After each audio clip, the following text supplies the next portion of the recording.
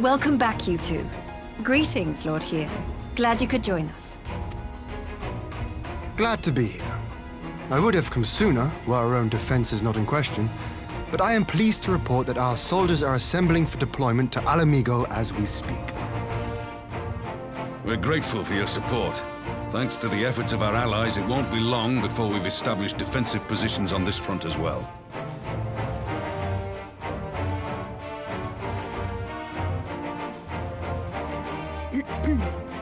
We have some good news too. Alphino has come back to us. As for the bad news...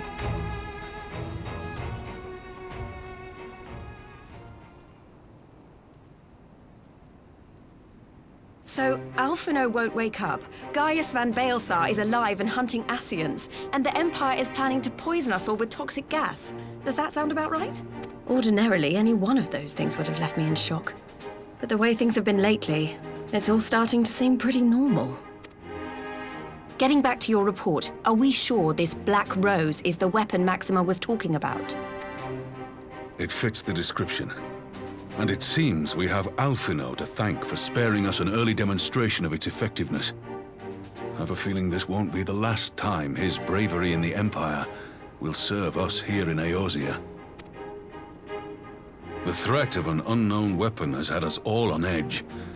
But now that we know what we're dealing with, we can take steps to defend against it. As for Gaius, I'm not sure what to think. Am I happy he's alive?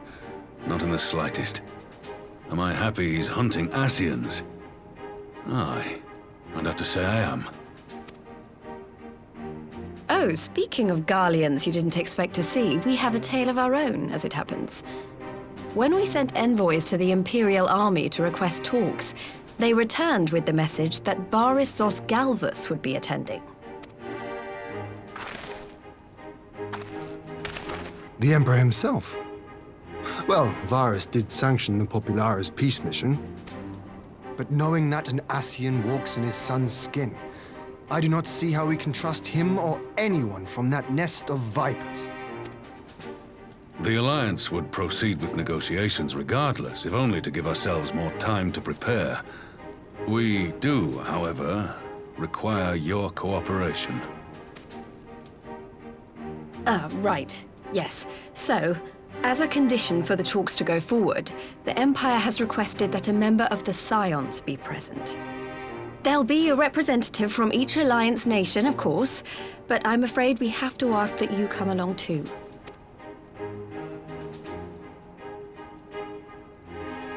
Gods, Lise! You know how much I hate politics! But then, what choice do I have? Alphino and the others aren't going to do it. Very well. I shall attend as the Scion's representative. In case you're wondering why I didn't ask you, the Empire also requested the presence of Eorzea's champion.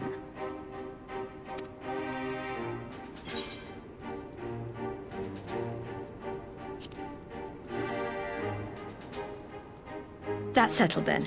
We don't know what Varys means to bring to the table, or why he wants you there, but having you close at hand will make all the difference. The meeting will take place on the border. Anticipating an early assault, we mean to position the bulk of our forces nearby. The Alliance leaders should already be on their way. Once you're ready, we can head out and join them.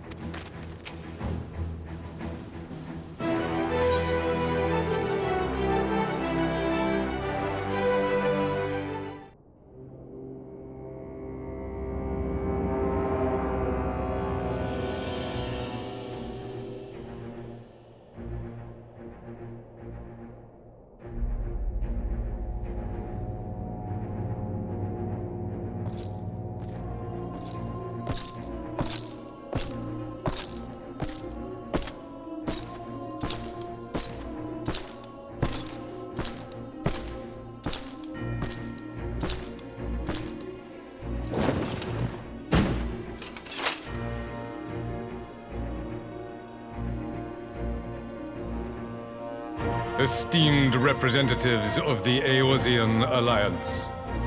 On behalf of the Garlean Empire, I thank you for inviting me here today. As this parley was convened at your request, I invite you to speak first.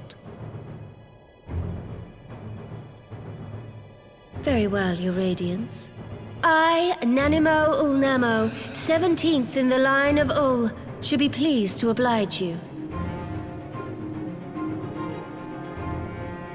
As recent events in Alamigo and Doma have made plain, the subjugation and exploitation of neighboring nations is not a sustainable policy. Should this day end in war, you may very well defeat us, but you will never extinguish the people's desire for freedom. Though it may not be in our lifetime, there will be another revolution, another war, and the cycle will continue.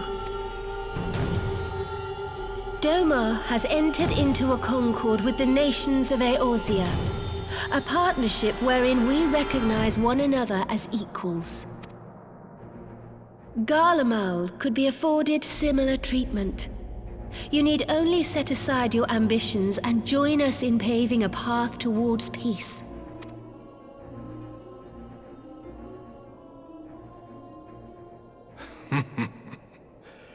You will not win me over with sophistry, Your Grace. As you know only too well, this alliance lacks the strength to keep the peace within its own borders. Even now, your struggles with the Beastmen continue unabated. Divided, you sow this fertile soil with the seeds of your differences and reap naught but discord and chaos for your trouble. Eorzea must be united under one leader, one purpose. I would offer you both and bring an end to your strife. With all due respect, Your Radiance, the only thing that you offered the people of Alamigo was fear and hopelessness. The citizens of Doma can also attest to the meager arms of Imperial rule. There is no purpose to be found in a life of oppression, each day more uncertain than the last. Our people are willing to die for their freedom. A great many already have, and countless more will, if we don't put an end to this madness here and now.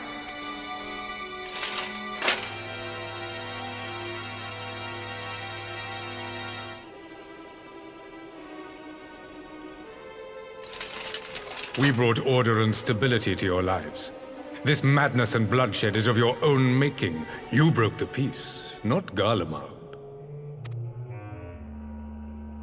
Peace. Order. You kill our peoples, despoil our lands, take everything that is ours. And what? You expect us to lick the boot that grinds our faces into the dirt?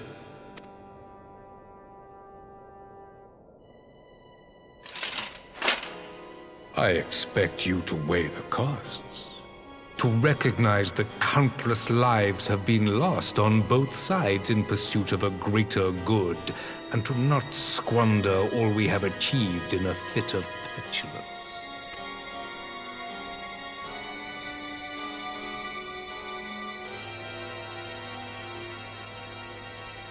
Your Radiance, I fear I can personally attest to the dangers of pursuing one's vision with such righteous fervor.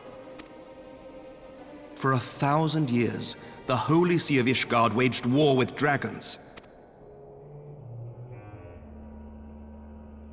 1,000 years of sacrifice, of sorrow and hate, in which we bathed in the blood of friend and foe alike.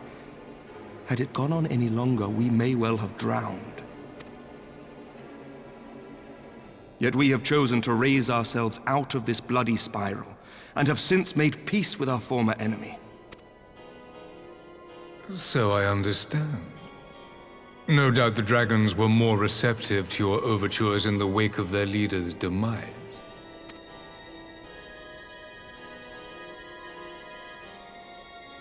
You speak of peace, yet use war to achieve it. Your father would not have bothered to obscure his intent with honeyed words. He understood that strength is all that matters in the end.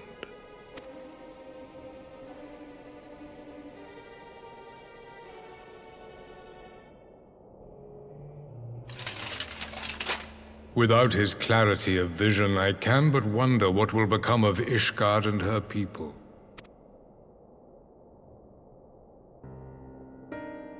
There was a time when Garlemald too lacked a leader of conviction. Weak and unable to wield magic, we were at the mercy of the strong from whom we sought refuge in the bitter cold of the north. Were it not for the discovery of ceruleum and the subsequent development of magitech, we might never have gained the power to take back that which was rightfully ours.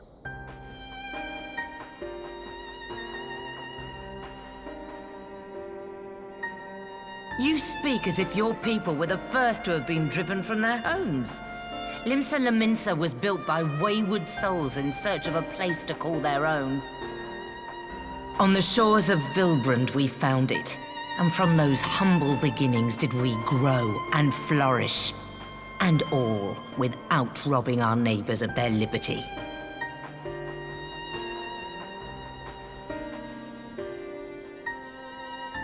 So saith the pirate. Am I to believe that you simply asked the kobolds to yield up their lands and that they were happy to oblige you?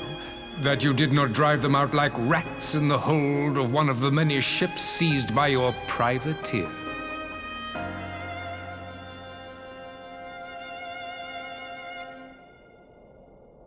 I will concede that after centuries of exile, reclamation may be mistaken for invasion. Nevertheless, it is not. And those who till stolen soil have no right to object when cast out in turn.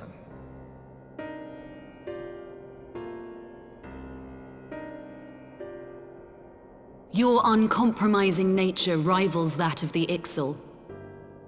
They too lament circumstances which they themselves perpetuate. Were they but to embrace peace, we would welcome them with open arms. Indeed, some few have done just that, and now receive of the Twelve's Wood's bounty. Would that your people might learn from their example.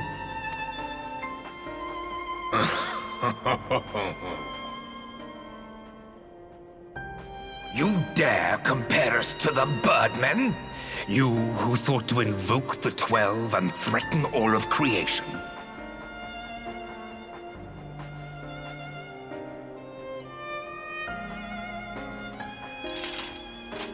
I came here in the hope of finding some speck of common ground, but I see now these discussions will accomplish nothing. Despite what you people may believe, I am not wont to choose the sword over the olive branch. 'Tis but a pity men are loath to accept one without first being shown the other.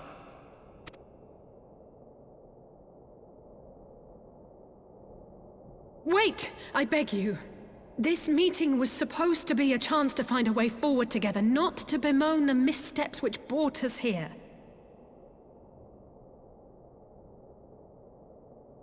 Please. If you truly consider violence a last resort, there must be a way we can come to an agreement.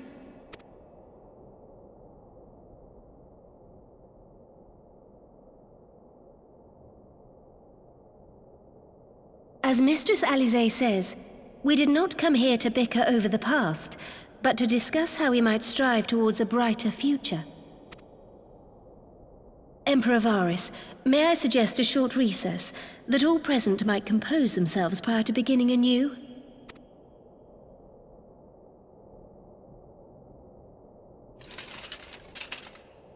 Very well.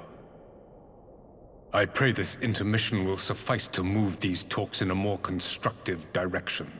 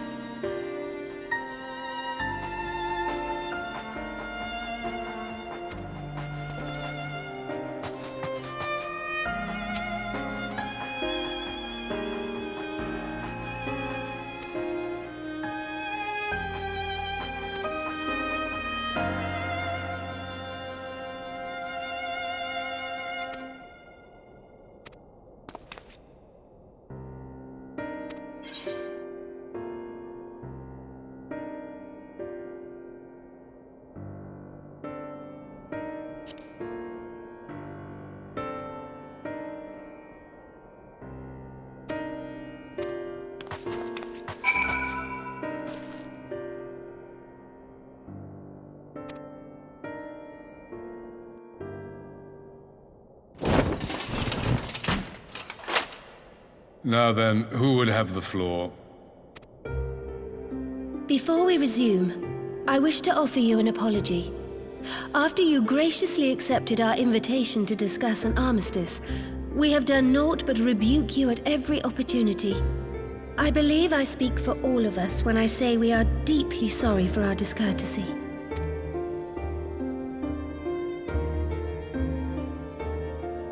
I'll admit your familiarity with our affair surprised me, and served to remind me how little I know of yours. I think all here can understand the desire to reclaim one's homeland. But why expand further? That is my question. If I may, the answer can be found in the Imperial doctrine they took great pains to impart to my people. Recognizing the threat icons posed to the world, Solus Zos Galvus decreed that they were to be eradicated. To this end, he began a campaign to unite all lands under the Garlean banner. Or so we were taught. Yet the Emperor only reached the burn, the barren said to have been laid waste by icons, after conquering all the lands that lay between. What is more, I am quite certain the practice of summoning was not nearly so widespread in the days before the Empire's founding. When you put it like that, it all starts to sound like an excuse, doesn't it? But to distract from what? Why are you really waging this war?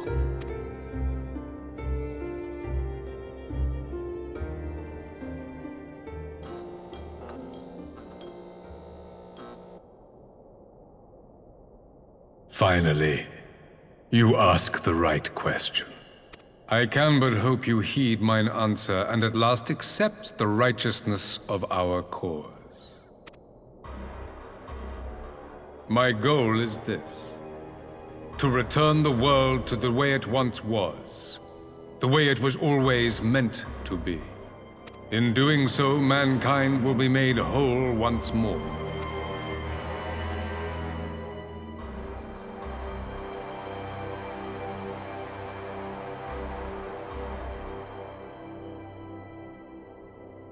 No longer will we suffer from the dissension born of our differences.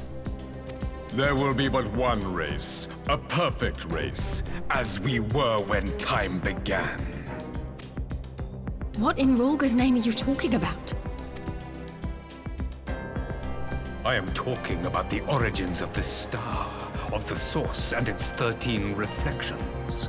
At the instant of the great sundering, 'twas not only the world that was shattered, but mankind itself. Thus were we divided into myriad races, each with its own unique imperfections.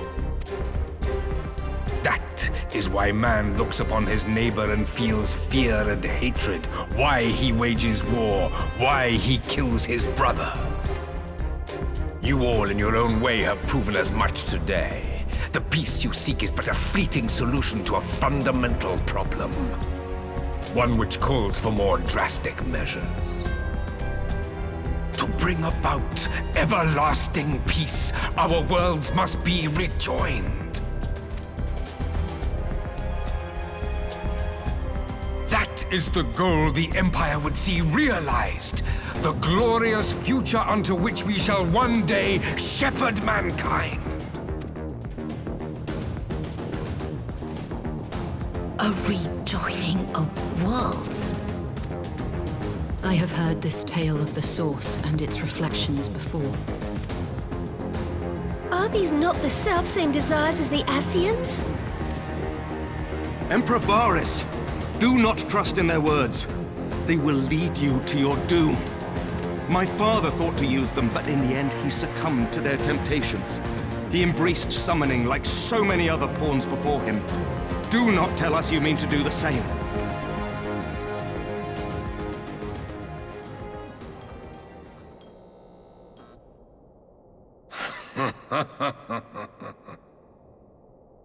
To be a pawn, free from the burden of choice, would be a blessing.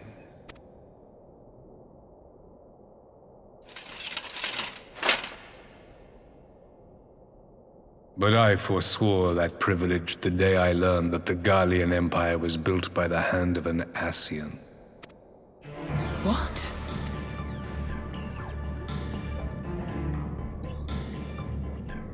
Yes.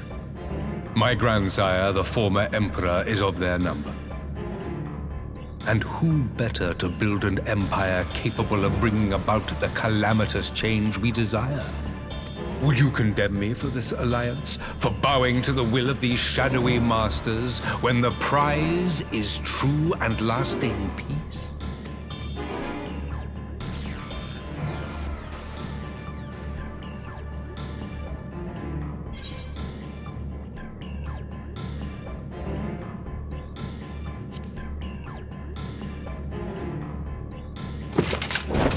I come not to conquer, but to liberate. To free man from the prison of divergence. Imagine a world united. One perfect race beneath a single standard. An army before whose might these servants of darkness and light would fly as leaves in a storm, never again to meddle in man's affairs. We would be the masters of our own fate. I bid you join me, not as subjects of Garlemald, but of a new nation. And together we shall win freedom for ourselves and generations yet unborn. You want to trigger another half-dozen calamities? You can't be serious!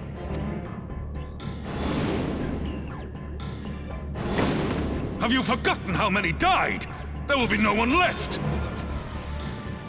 Do you truly imagine we would aid you in your bloodletting?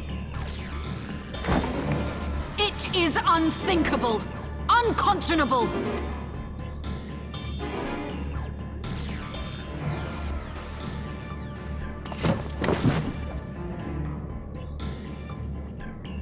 And what is the alternative? To be as cattle waiting for slaughter? I would have us work together, that we might take fate into our own hands! Into your hands, perhaps. But what of the other worlds, your radiance? With every calamity, you obliterate a star and every soul that dwells on it. To the Ascians, we are all but tiny, momentary specks within an indifferent universe. We cannot hope to oppose them until we have been made whole once more.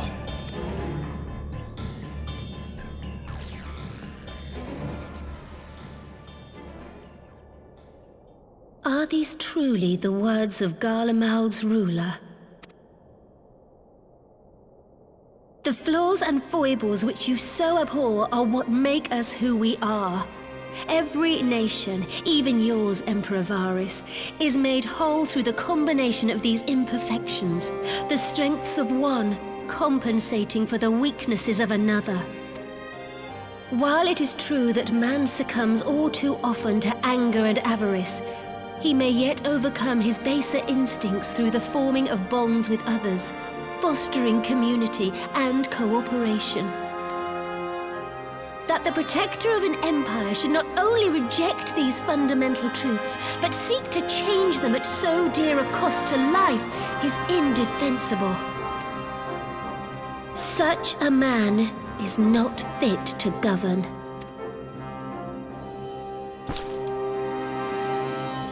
And you, warrior of light, would you refuse me as well?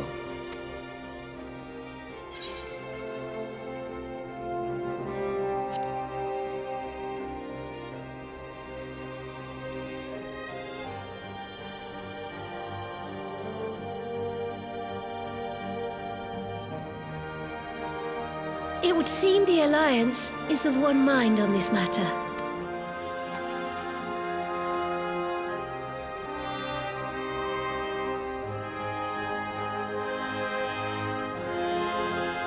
You Eorzeans never cease to disappoint me. Though I suppose I have only myself to blame for expecting more from savages. This discussion is at an end. I bid you make ready for our next meeting. It will not be at the negotiating table.